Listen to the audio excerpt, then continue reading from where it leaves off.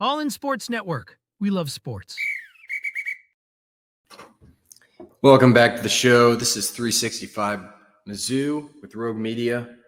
Back again. Happy Wednesday. Good to be here. Good to have all the listeners with me today. Appreciate it. Yesterday, if you missed it, we went over Missouri's offense against Mississippi State. If you missed that, Missouri won 49-27 last Saturday against Mississippi State, moving to 7-3, 3-3 in the SEC.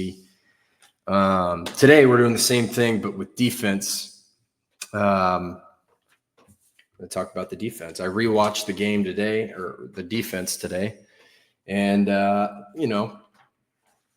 I thought Missouri's defense, as we've gotten used to, was really, for the most part, pretty dominant. You look at kind of what the team ended up doing, held Mississippi State to 345 yards, only 110 yards on the ground, despite Mississippi State running the ball 52 times. That's an average of 2.1 yards per rush. Forced 3 turnovers. One of them was kind of special teams, but it was a defender who did it, so I'll count it. Was on the field for a majority of the game. And so their, fatigue showed at times, gave up 27 points. One of those touchdowns was the result of a very short field after an Ahmad Hardy fumble. So really, if you're taking that away, you give up 20 points, and you'll take that every day, right? I mean, that's a really great day for any defense in the SEC, especially against this Mississippi State offense that, has put up points this year. They have.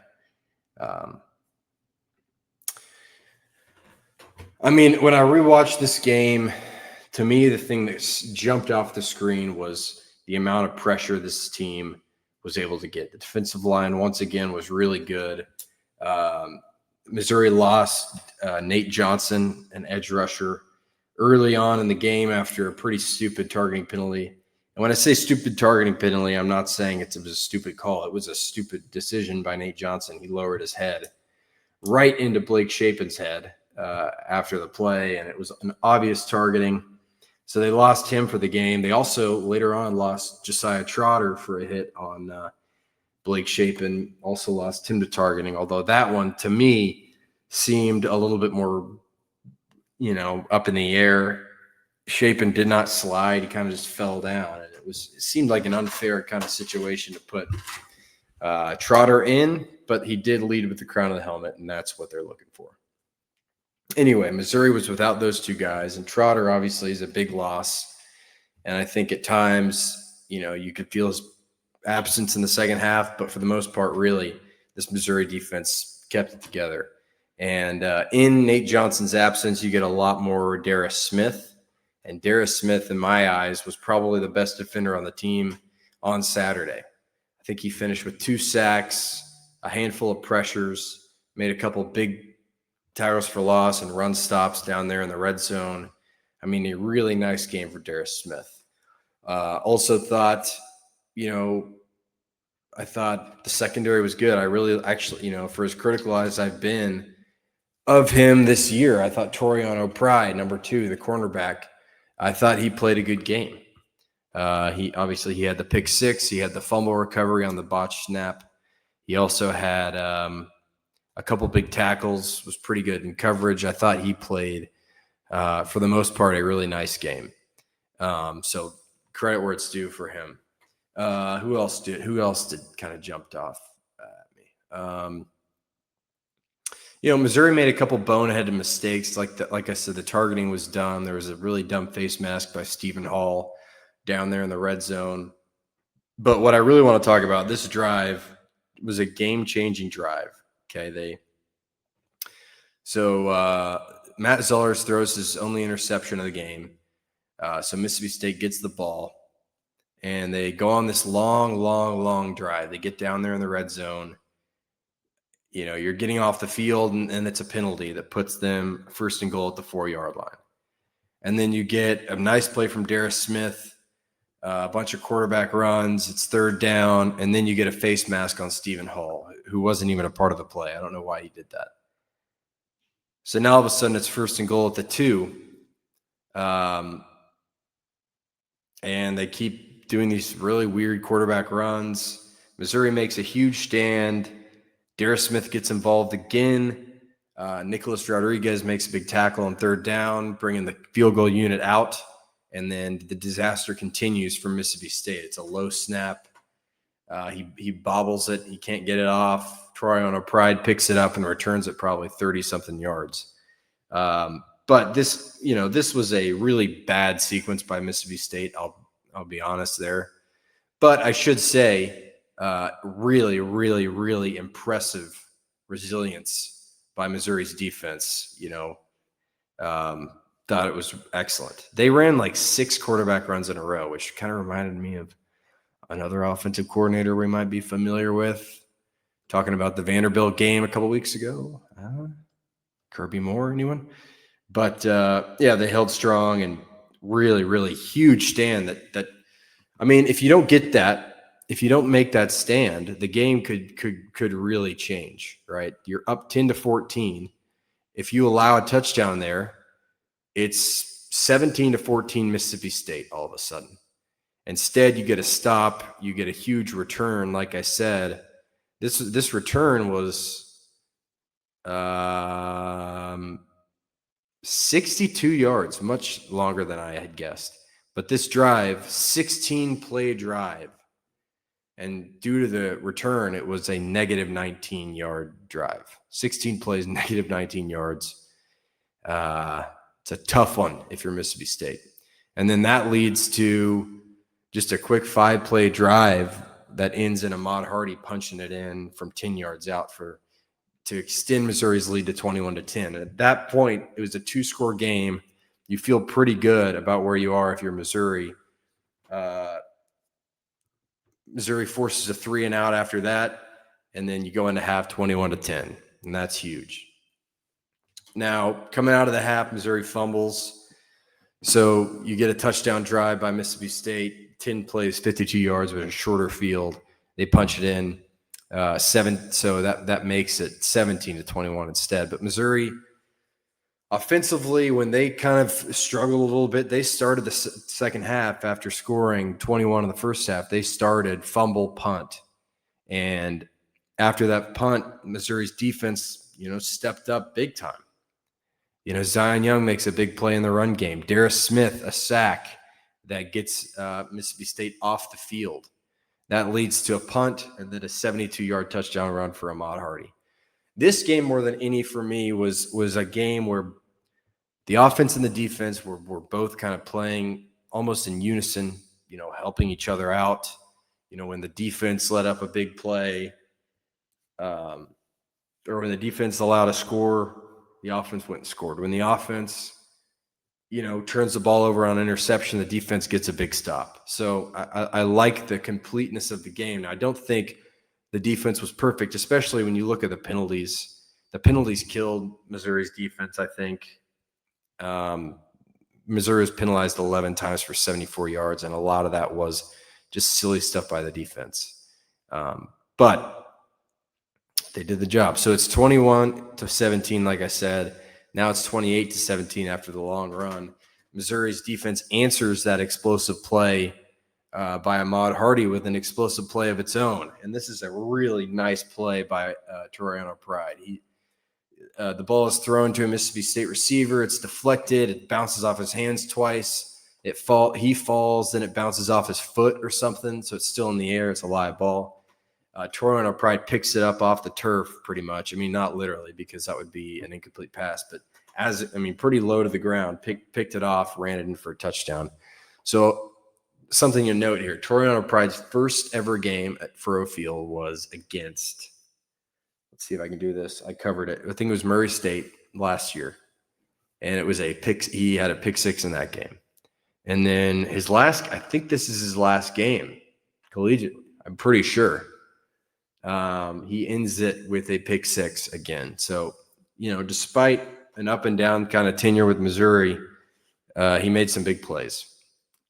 So it's a pick six. Missouri goes up 35-17 now. Mississippi State responds to that with a nice drive. 9 plays, 80 yards. Seems to me like this is a Missouri defense that's tired. If you look at what Missouri's offense has done this half, 3 plays, fumble. Then Mississippi State goes on a 10-play drive. Then it's a 6-play punt for Missouri. Then it's a 3 and out by Missouri's defense. Then it's a 2-play drive by the offense. So your defense goes right back out there. And then on the first play of that drive, it's a pick six. And then you're back out there again. And to me, this is a fatigue thing. Missouri, a little tired maybe. And Mississippi State's able to go down there and score the last touchdown they score all game. Both teams punt a lot for the next couple drives. Then it's Missouri punts 3 and out, Mississippi State 3 and out, Missouri 3 and out. It's slow offense. Missouri decides to get scoring going again, on their own. They're not waiting for that offense anymore. On a 4th and 4, it's a really nice catch a bobbled catch there by Marvin Burks, who scores a touchdown, the second pick six of the game for Missouri. And then it's a turnover on downs for Mississippi State next. And you force a field goal. So 27 points is the tally for Mississippi State.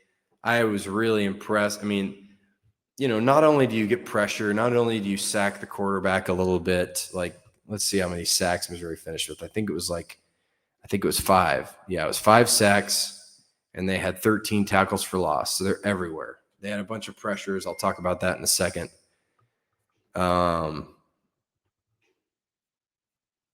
But they've done that all year. What they haven't necessarily done all year is create huge plays with turnovers. And they did that twice defensively, 2 pick sixes, and then they also did that on special teams with the field goal defense. So impressive stuff, I'd say. Really good stuff by the defense. Marvin Burks. Well, let's go. Let's see. Hold on. Yeah, Marvin Burks leads the way in tackling. Also had the pick six, like I said, but he had 12 tackles. Khalil Jacobs, 10 tackles. Tristan Newsome, 7 tackles. Tristan Newsome, a Mississippi kid. So is Ahmad Hardy. Both those guys were Mississippi kids. And then also you have Kevin Coleman Jr., who played at Mississippi State last year. So a lot of kind of storyline here. Dayton Hopkins gets in there, gets ESPN's crediting with half of a sack. I don't know exactly what PFF gives him a sack. Yeah, I don't think he'll play in this next game because Missouri doesn't want to burn his red shirt, which means Javion Hilson, the highly touted true freshman, is supposed to get some opportunities next week against Oklahoma, which I'm excited to see. But Dayton Hopkins, a sack here in this game. Who else got a sack, you ask? I'll tell you. Darius Smith had 2, according to PFF. And PFF doesn't count half sacks, so what you're going to see is instead of giving 2 players half a sack, they give 2 players a full sack.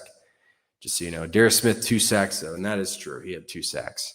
Jalen Marshall, 2 sacks. The defensive tackle played 25 snaps, finished with 2 sacks. Pretty good. Dayton Hopkins, a sack. Zion Young, a sack. Chris McClellan, a big sack on the first drive of the game. The push he gets is crazy. He is a strong dude, for real. Really, really strong. Missouri defense pressured Mississippi State 16 times. Darius Smith had the most pressures with 4. He had 4 tackles, 6 run stops. He was really, really, really good. Zion Young, 3 pressures, 2 quarterback hits, 1 sack, 3 tackles. Damon Wilson Jr., 2 pressures and a quarterback hit. Damon Wilson, I will say this. I was reading today, Matt Miller's mock draft. He had a mock draft. Let me see if I can find it.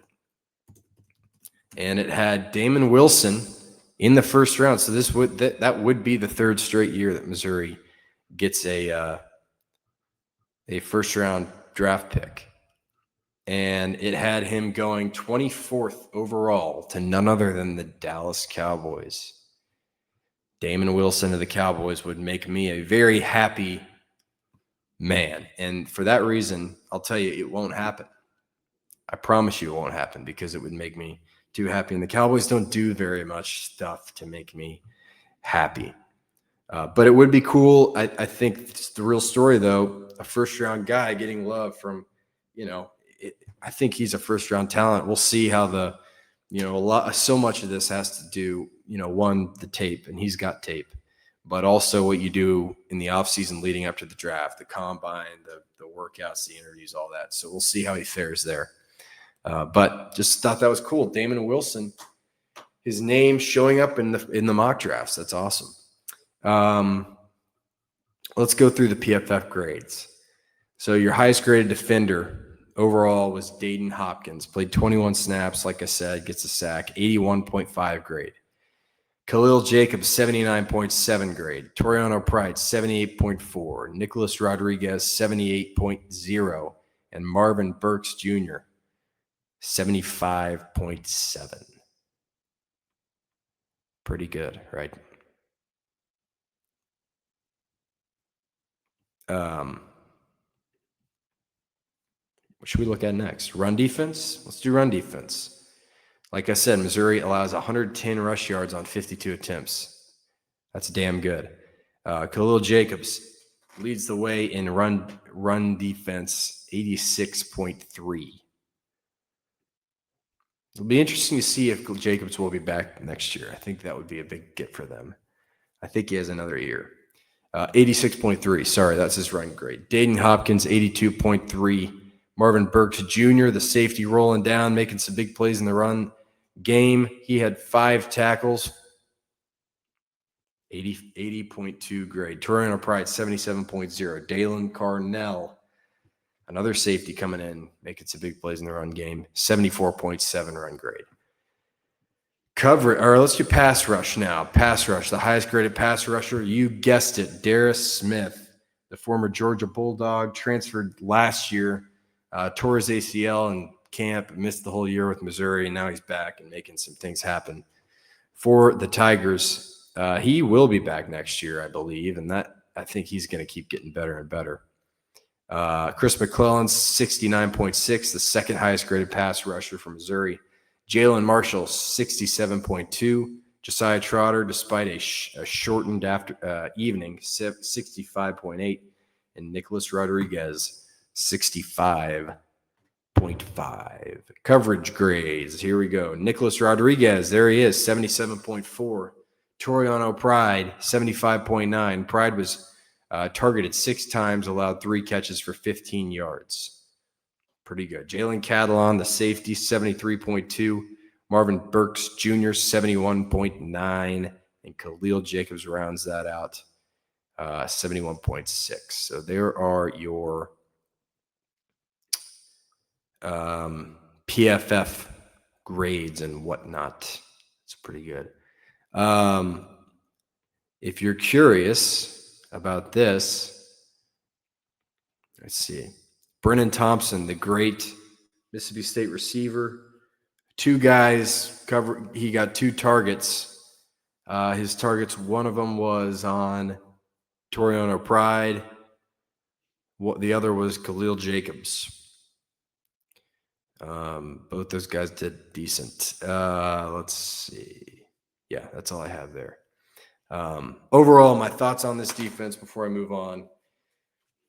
Great effort. I mean, you're not necessarily as dominant, and you do let Mississippi State get stuff going. I think that is a combination of factors like fatigue and everything else. But you make up for it with 2 defensive touchdowns, and I think you make that trade-off every time, especially for a Missouri offense that in the past has been struggling a lot. They played pretty well last week, but this week, but they have been struggling quite a bit. Missouri's defense is going to have to help out the offense this week against Oklahoma.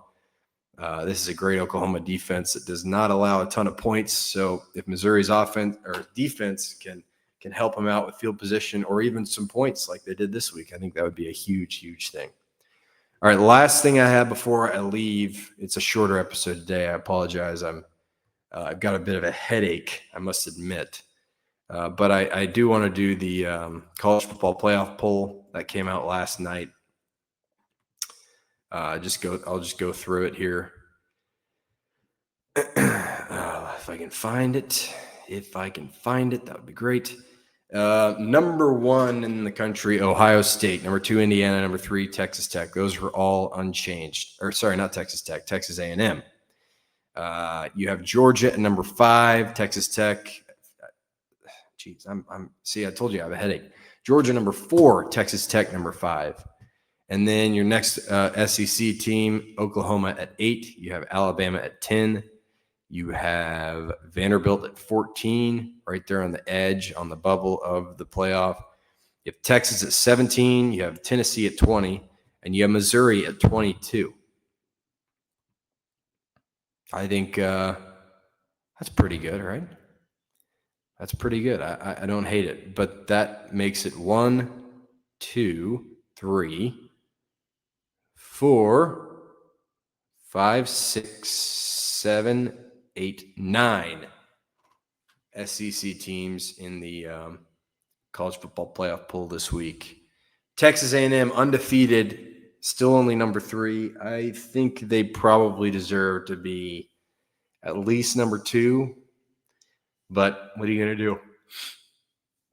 What are you going to do? All right, I think that's all I have. Again, be on the lookout for social media stuff. I'll be making accounts for this show pretty soon, and we'll be posting clips there. Again, we're called 365 Mizzou now. Going through a little bit of a rebrand here at Rogue Media, so that's fun. But I appreciate everybody for joining me today. The defense. A couple other things I have about the defense. The pressures I was going to talk about when I talked about pressures. I got 16 pressures. But I really liked what they did.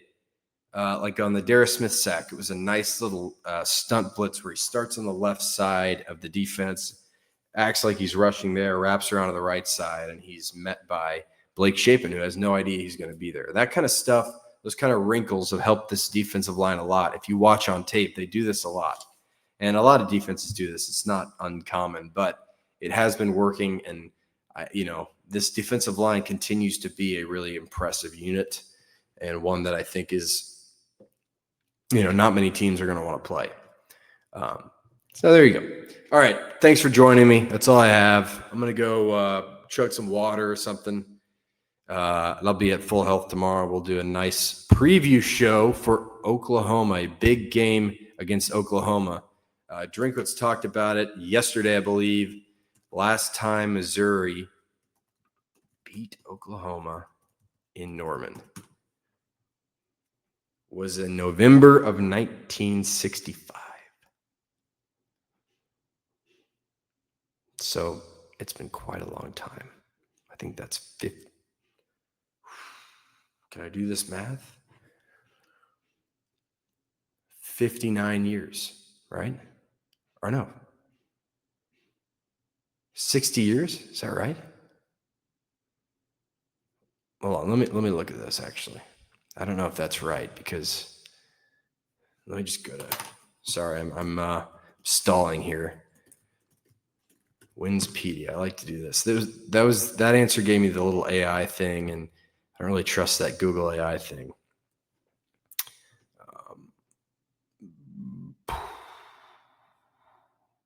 1966. See, I knew that Google AI thing was wrong. November of 1966 was the last time Missouri beat Oklahoma at Norman. That was 59 years ago. So are they due? You would like to think so. It's been damn near 50 or 60 years. They should be due. But who knows? We'll see. I'll preview it tomorrow. You got to come back, and I'll tell you everything you need to know about this matchup. Thanks for joining me. Happy Wednesday. See you later. All in Sports Network. We love sports.